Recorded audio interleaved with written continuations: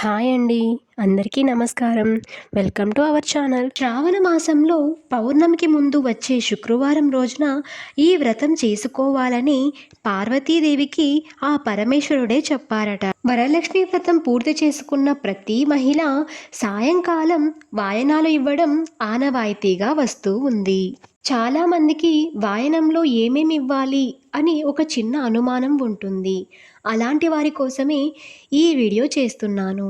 2 ఆకులు, 3 వక్కలు, 1 పువ్వు, పసుపు, కుంకుమ, తోరం, అరటిపళ్ళు, శనగలు, గాజులు, ఎండు ఖర్జూరాలు, మీకు వీలైతే జాకెట్ పీసు, అది వీలు కాకపోతే ఇవ్వకపోయినా సరిపోతుంది. ఇంకొక సందేహం ఏంటి అంటే వాయనం ఎంతమందికి ఇవ్వాలి? వాయనం ఖచ్చితంగా 9 మందికి ఇవ్వగలగాలి.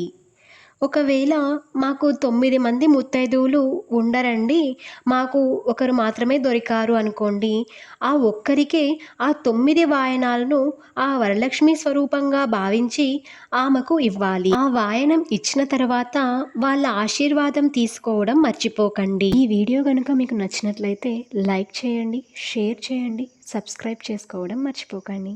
Thank you for watching.